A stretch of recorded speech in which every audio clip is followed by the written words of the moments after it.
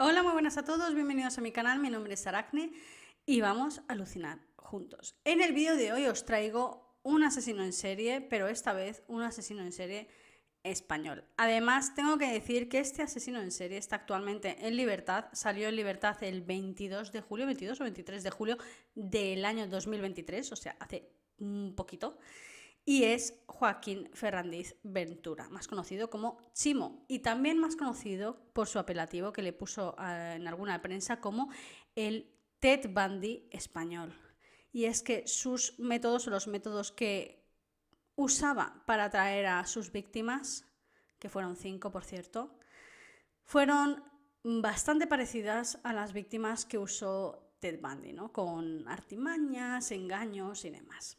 Bien, es un caso muy interesante, es un perfil muy interesante, porque aquí en España hasta este hombre no se conocía gran cosa referente a los asesinos en serie y de hecho con su caso particular, poniéndolo en libertad, ha sido la primera vez que tenemos pues a un asesino en serie de 60 años libre en la calle. Entonces, realmente los expertos no saben qué va a pasar. Creen que no va a volver a hacer nada malo, pero el tiempo lo dirá.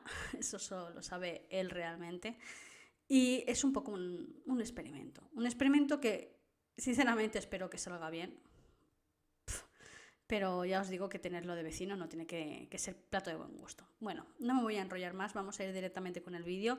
Si os interesa este tipo de contenido, si os parece interesante, dadle a me gusta, compartidlo, suscribiros al canal si no estáis suscritos, que es gratuito, os lo prometo. Y bueno, y yo no me enrollo más, vamos a ir directamente con el vídeo del caso de Joaquín Ferrandiz Ventura, el Ted Bundy español.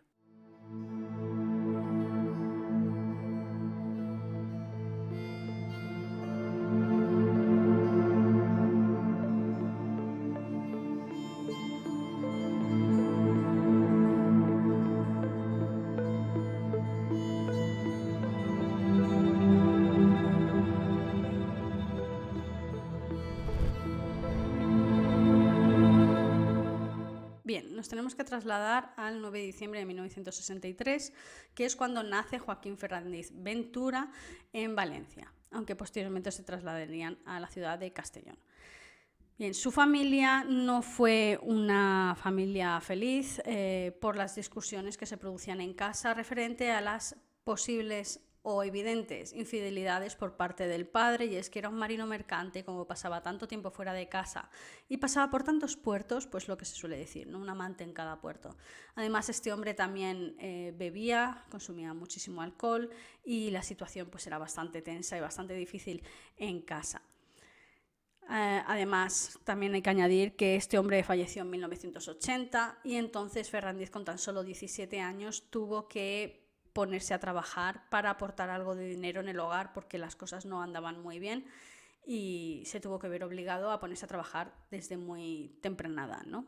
Bueno, tras esto, pues básicamente no conocemos mucho más de su infancia. Sí que podemos decir que los vecinos y sus amigos y la gente que lo conoce, bueno, para empezar lo llamaban Chimo, no lo llamaban Joaquín, y decían que era un hombre o una persona muy amable, una persona muy lista, una persona educada, trabajadora, muy responsable. Tuvo varias novias y todas decían que siempre fue, que nunca fue violento ni nada por el estilo. Sí que mantenía sus ideas y las defendía a toda causa, sus ideas, con lo cual eso está bien. Bueno, dependiendo qué ideas, ¿no?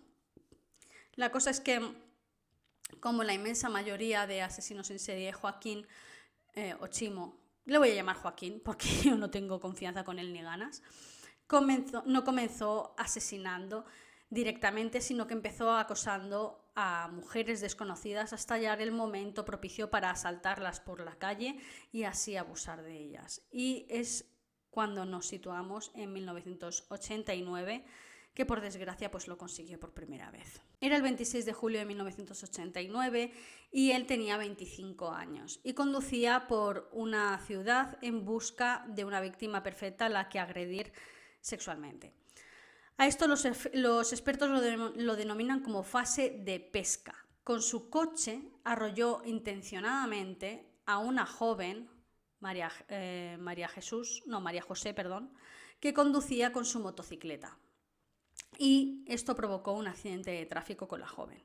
Bien, es entonces cuando paró el coche y comenzó su actuación maestra, al igual que Ted Bundy con muchas de sus víctimas, ¿no? La joven, cuando la golpeó, la derribó de la moto y al caer se rompió la pierna. Se hizo muchísimo daño a una pierna. Y entonces Joaquín salió del coche fingiendo preocupación, diciendo: ostras, tú, lo siento, tal, no lo he hecho sin querer, perdóname, ven que te llevo yo mismo al hospital, tal. Y claro, la cogió en brazos, la subió en el asiento trasero. La joven confió, tenía 17 años, nada más. Y la joven confió en él. Y entonces, pues empezaron a conducir. Ahora la pobre se encontraba básicamente a la merced de Joaquín. Y pues fue lo que pasó. La llevó a una zona apartada, aparcó el coche y allí pues agredió de ella de una forma horrible. Y después, pues efectivamente la acercó al hospital y la dejó abandonada a las puertas del hospital, ¿no? Porque efectivamente pues tenía la pierna fracturada.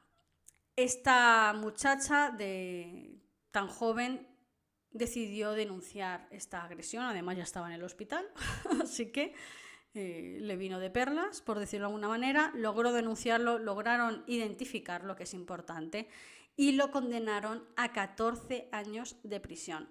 Pero es que esto no es lo peor de todo. A esta joven la trataron de mentirosa. La trataron y hablando mal, de puta. Y defendieron a capa y espada a Joaquín, que debido a su buen comportamiento en prisión y a la presión de los familiares y amigos de él, se le redujo la condena a tan solo 6 años, de esos 14 que había recibido. O sea, que en 1989 te pongan una condena de 14 años, estamos hablando que es el Código Penal antiguo en España, por una agresión sexual. Es heavy, es muy, muy heavy. Y aún así, los familiares y amigos seguían confiando en él y dudaban de la palabra de la joven. Y aún así le redujeron gran parte de la condena, más de la mitad. La mitad son 7 años y le pusieron 6 años. De 14 le bajaron a 6. Lo triste es que enseguida de salir, tras cumplir estos 6 años en la prisión, tan solo un par de meses después se cobraría su primera víctima mortal. El 3 de julio de 1995, Sonia Rubio Arrufat acababa de llegar de Londres después de pasar una temporada allí estudiando. Se estaba licenciando en filología inglesa y acababa de llegar. De hecho, no había deshecho ni la maleta. Básicamente llegó, se puso en contacto con sus amigos de toda la vida y dijo: salimos esta noche. Coincidía que era fin de semana. Y salieron a disfrutar efectivamente con sus amigos a las discotecas esa misma noche del 3 de julio, ¿no? Todo iba bien, hacia las 5 de la mañana se despidió de sus amigos y se fue con una amiga, en principio andando un rato. ¿Qué pasa? Que Joaquín ya la había fichado desde la discoteca. Ya, esto era habitual en él, como digo, fichaba a las chicas y además la conocía de vista, porque Castellón no es muy grande, ¿vale? Y se conocían así de vista. No habían tenido mucho trato, pero sí que se saludaban y tal. Se tenían localizados tanto el uno como el otro. Y a él, por lo visto, le gustaba. Y entonces empezó a seguirla con la esperanza de que en algún punto dado se quedara sola.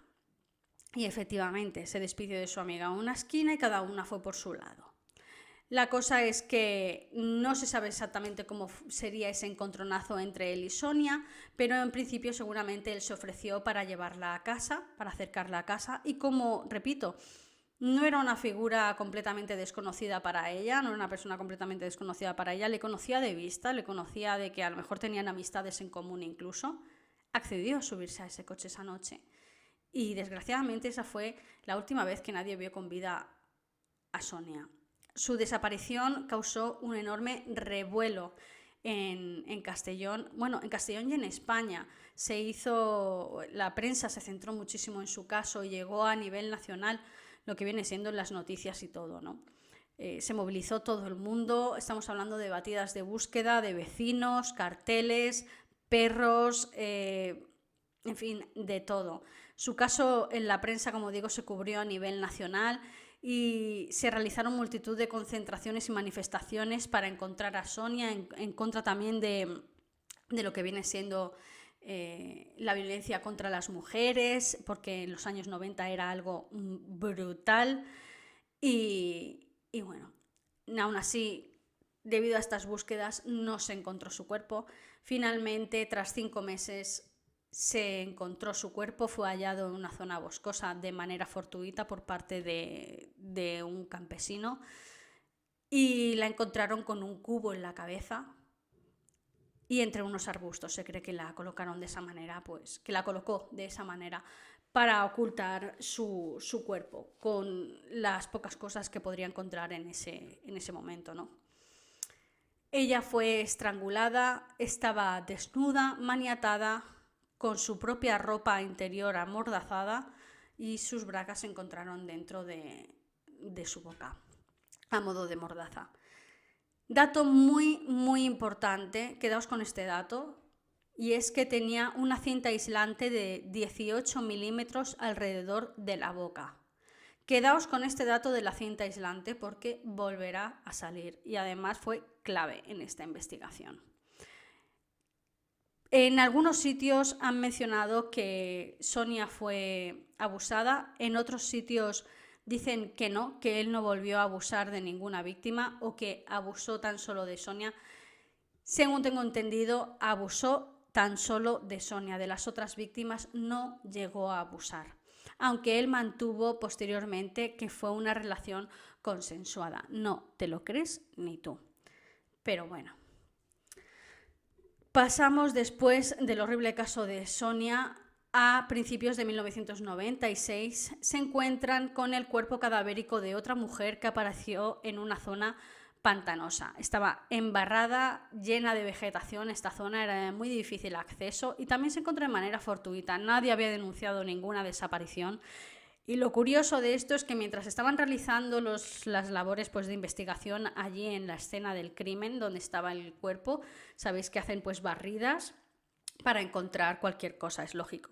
Pues mientras estaban realizando estas labores de investigación alrededor del cuerpo, por la zona, hallaron otro cuerpo en las mismas condiciones que este primer cuerpo y posteriormente, analizando también las barridas de ese segundo cuerpo, encontraron otro cadáver más. O sea, estamos hablando de 3 chicas en la misma zona, localizadas en puntos muy cercanos la una de, ya os digo, estoy hablando de puntos a lo mejor de 30 metros de diferencia la una con la otra, no mucho más. O sea, encontraron todos los cuerpos dando vueltas ahí para buscar más pistas sobre el primer cadáver en cuestión o sobre el segundo cadáver en cuestión. Pues así encontraron 3 cuerpos en esa misma zona. Los cuerpos pertenecían a Natalia Archelos, de 24 años, Mercedes Vélez, de 29 años, y Francisca Salas, de 24 años también. Eran 3 mujeres que ejercían la prostitución y que además eran adictas a la heroína. Nadie, absolutamente nadie, había denunciado la desaparición de ninguna de estas 3 chicas, lo cual da mucha rabia. Pero también hay que decir que este tipo de perfil de víctima es muy difícil de que nadie denuncie su desaparición porque muchas de estas chicas están en constante movimiento, van de una ciudad a otra o desaparecen durante un tiempo y luego aparecen. Es difícil. Entonces nadie denunció su desaparición. Los cuerpos, los 3, presentaban el mismo modus operandi que en Sonia Rubio, pero a excepción de los abusos sexuales, aunque tampoco pudieron determinar si habían sido agredidas o no, porque ya habían pasado bastantes meses y los cuerpos estaban en avanzado estado de descomposición, entonces no pudieron determinar si habían sido agredidas. Pero lo de atadas con su propia ropa interior, con ropa de ellas en la boca a modo de mordaza, todo eso sí que pasó, estranguladas, en fin. La cosa es que, aun con todas estas similitudes, la Guardia Civil no relacionó el caso de estas 3 chicas con el caso de Sonia Rubio. sea, no relacionó estos 4 asesinatos. Sí que pensaban que estas 3 chicas se trataba de un solo asesino y que el asesino de Sonia Rubio era otro asesino aparte, en la misma zona, Castellón, que tampoco es gran cosa, ¿me entendéis? Y bueno, como digo, no lo relacionaron porque estas 3 jóvenes eran prostitutas y Sonia pues era una chica normal. Y claro, no pensaron, vieron sus diferencias y no vieron sus semejanzas. Sus diferencias eran que efectivamente eran prostitutas y Sonia no era prostituta. Sus diferencias eran que Sonia era una chica pues, que estaba estudiando una carrera, que estaba trabajando en el extranjero, tal, y ellas, sin embargo, pues eran adictas, llevaban una vida pues mucho más difícil y tal. Pero no vieron la semejanza, y es que todas eran mujeres, que es realmente lo que buscaba Joaquín. Mujeres y objetivos fáciles para hacer lo que realmente buscaba él, que era básicamente pues agredir sexualmente y asesinar, que era con lo que realmente sentía placer, ¿no? Sometiendo a mujeres y matándolas, que era como sentía placer. Entonces, básicamente en un primer momento acusaron de este triple asesinato de estas 3 chicas a un vecino amigo de 2 de las víctimas por estas 3 muertes, que fue Claudio Alba. Y puesto que no tenían absolutamente nada en contra de él, porque no tenían realmente pruebas, lo tuvieron que dejar libre. El juez de instrucción llegó y dijo, ¿pero qué es esto? ¿Qué es? O sea, ¿por qué me habéis detenido a este hombre? Porque conoce a 2 víctimas. Detenemos también a medio Castellón, que seguramente también las conoce. O sea, qué ridículo. Y lo tuvieron que poner en libertad, obviamente. Y esto es curioso porque la sociedad del momento lo crucificó a él, pensaron que era el culpable. Y es también muy curioso e hipócrita, tengo que decir, que estas 3 chicas, cuando estaban desaparecidas durante meses, asesinadas, tiradas ahí en una zanja, nadie se interesó de su desaparición, pero sin embargo, cuando aparece en el cuerpo de ellas, entonces ahora sí que les interesa. Ahora sí que les interesa y ahora sí que salen a la calle a decirle 4 tonterías al primer acusado o al primer sospechoso que considera la policía, que por cierto fue acusado, como digo, sin pruebas, enseguida fue descartado. Y bueno, este hombre básicamente lo perdió todo, el trabajo, la casa, y finalmente pues falleció poco después, creo que 2 años después, a causa de una enfermedad. Y su única pena fue conocer a 2 de estas 3 víctimas, o sea, nada más. En fin. Nos trasladamos entonces al 14 de septiembre del 96, cuando desapareció Amelia Sandra García Costa, la cual era una empleada de una fábrica de medias y era también de familia humilde. Aunque sus padres denunciaron su desaparición, fueron a la Guardia Civil a denunciar su desaparición, el caso no cobró para nada la importancia que tuvo el caso de Sonia Rubio. Nadie se movilizó tampoco por Amelia Sandra y apenas siquiera la policía organizó batidas de búsqueda, no organizaron batidas de búsqueda para Amelia, aunque no tenía el perfil de las 3 prostitutas, como les gustaba llamarlas, ¿no? Simplemente era de familia humilde. En fin, encontraron su cuerpo en febrero del 97, también 4 meses después, 5 meses después de su... Normalmente los encuentran también entre 5 y 4 meses después de su asesinato, y con el mismo modus operandi que las otras 4 víctimas, pero la Guardia Civil solo relacionó el caso de Sonia y Amelia.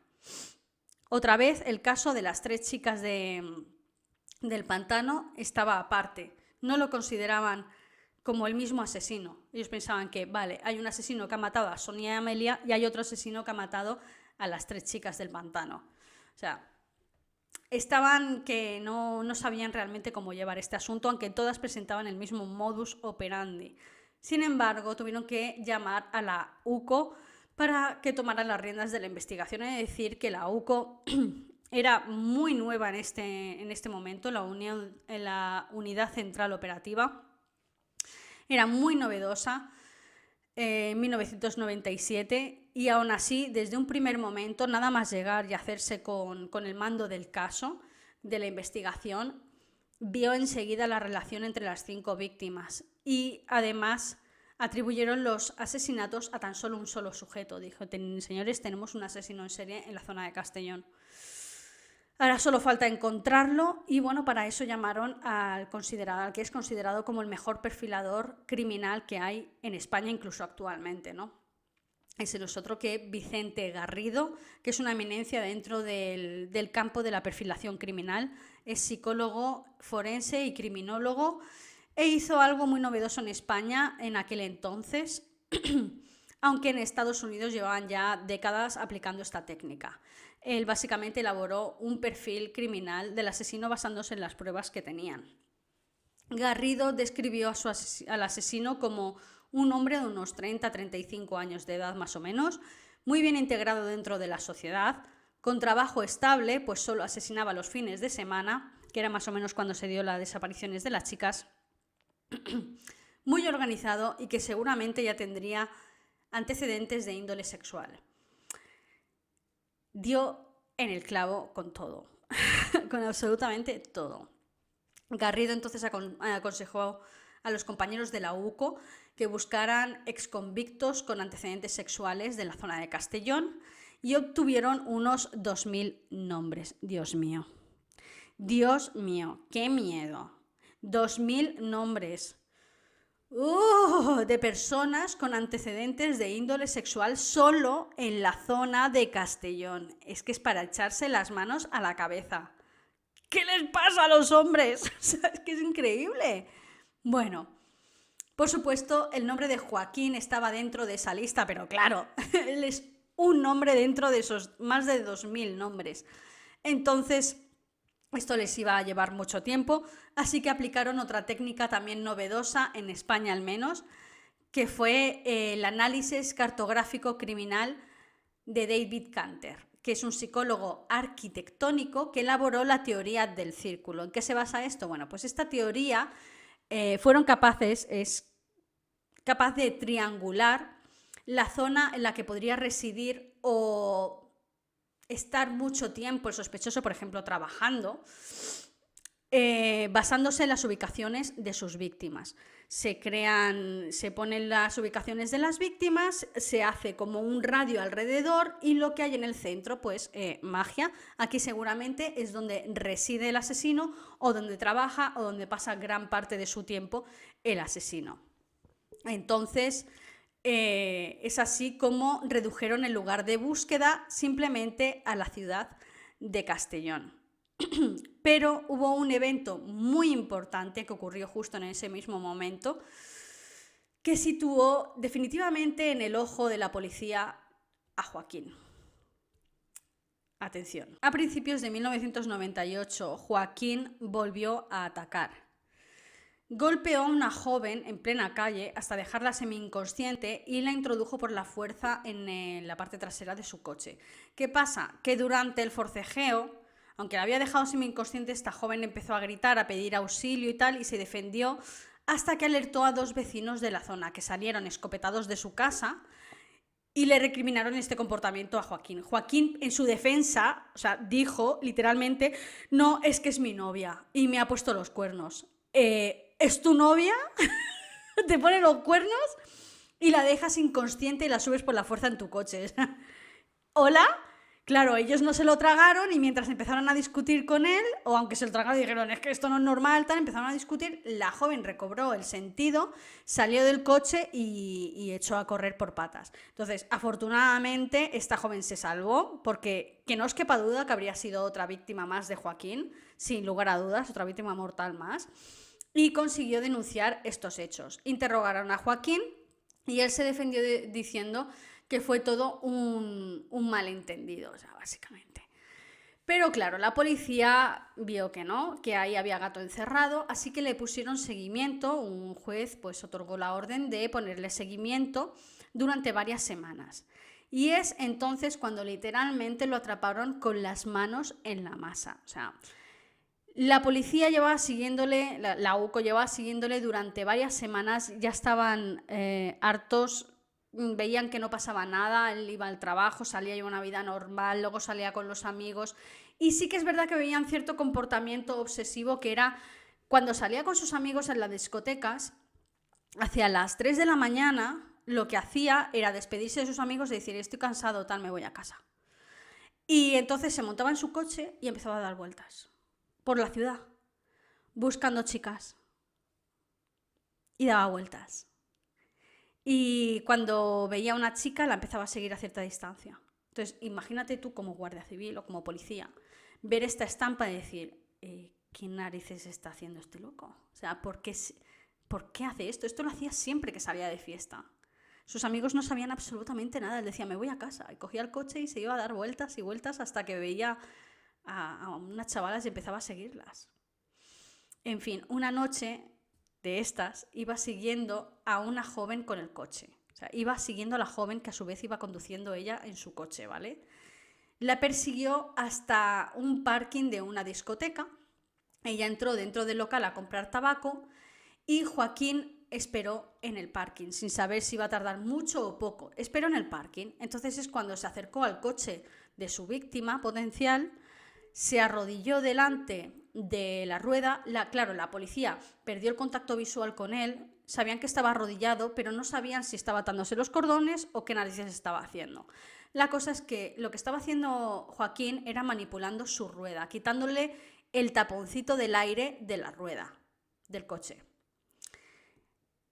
Entonces la chica volvió a salir y se montó en su coche, salió del parking de la discoteca, él salió detrás siguiéndola a ella y a su vez la policía seguía el coche de Joaquín.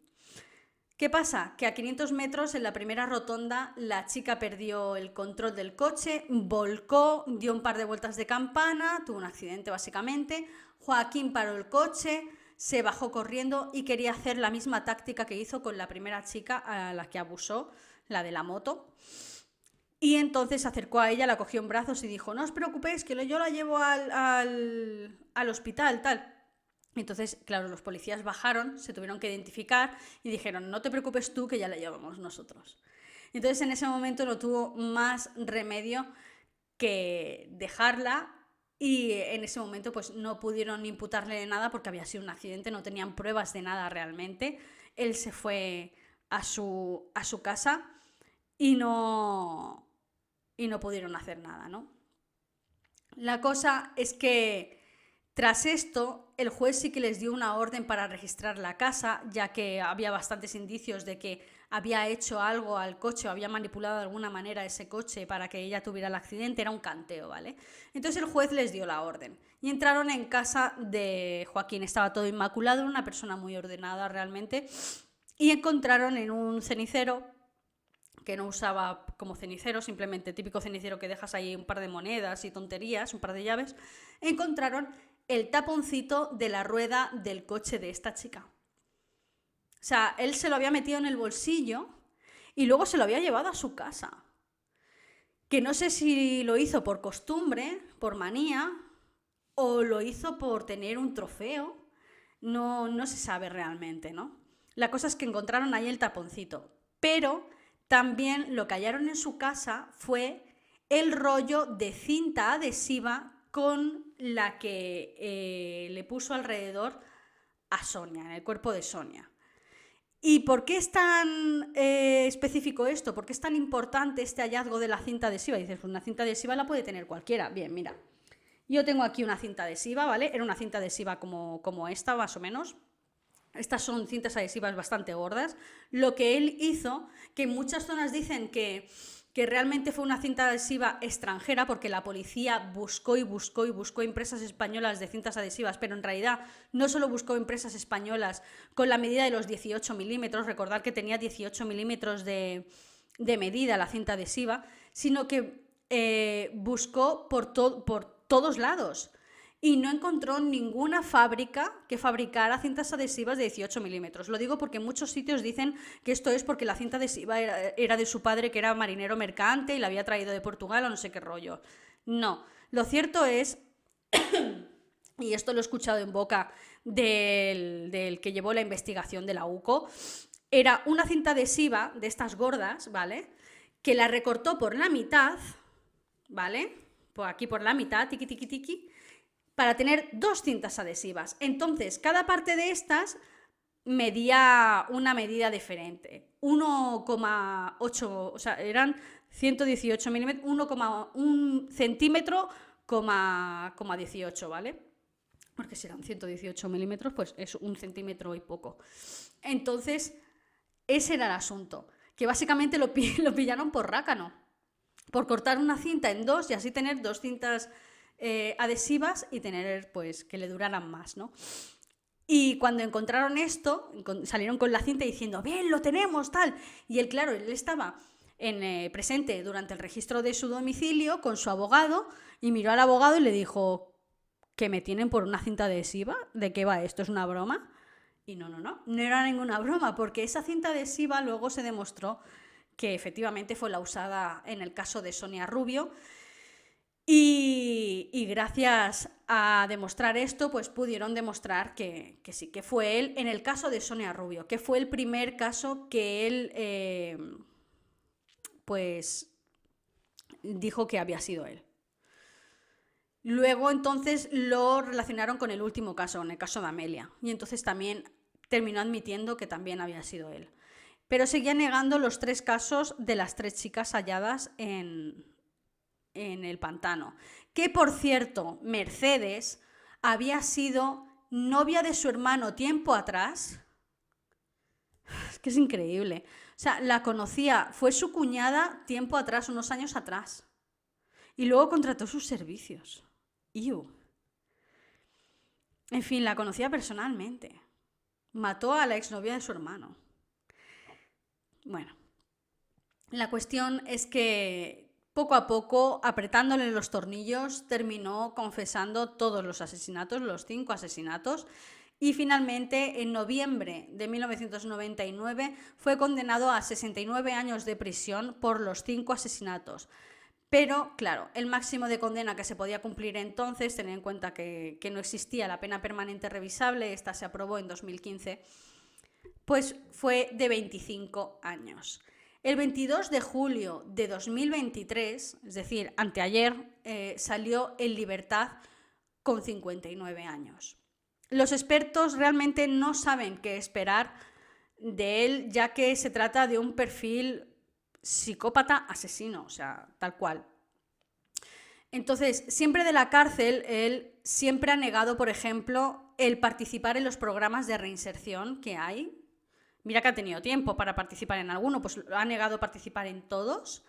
Y también ha negado participar en los programas de terapias para criminales sexuales.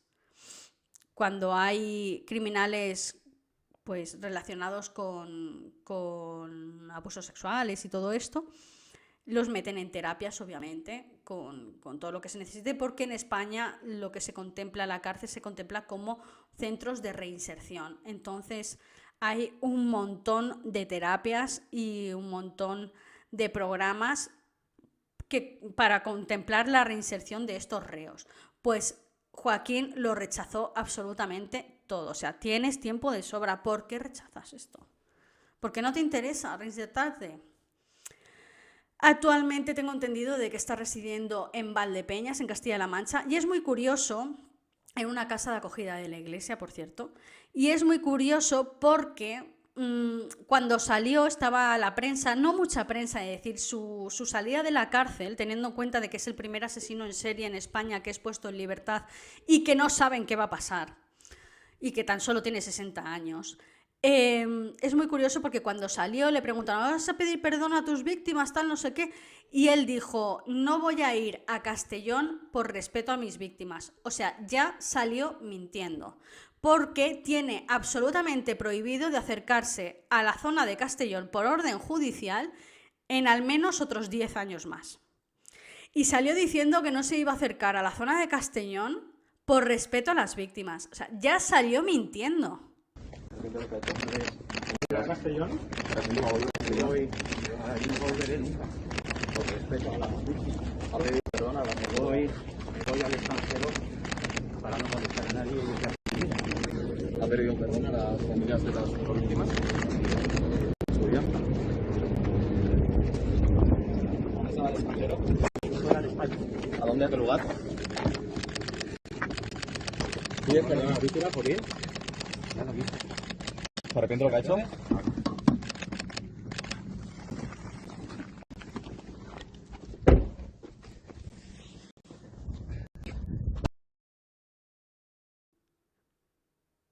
Es que... ¡Ah, Dios! Me da una rabia. Bueno, también dijo a la salida de prisión de que su objetivo era salir de España, seguramente irse a Latinoamérica, lo siento mucho, latinoamericanas, para perder un poco, para que la prensa le pidiera un poco, le dejaran en paz, ¿no? Esto me da miedo, he de decir, porque allí ciertamente pues no conocen mucho su perfil. Entonces... Y bueno, y hasta aquí el caso de Joaquín Ferrandiz, el denominado como Ted Bundy español.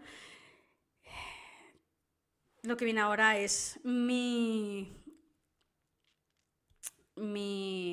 joder, ya se me olvidan hasta las palabras. Mi opinión personal, leches. A veces se me olvidan las palabras. Parezco aquí ya que el señor Alzheimer me viene a visitar. Mi opinión personal. No sé qué hace este hombre fuera de la cárcel. Bueno, entiendo que era el código penal antiguo y que lo máximo que le podían caer son 25 años y bla, bla, bla.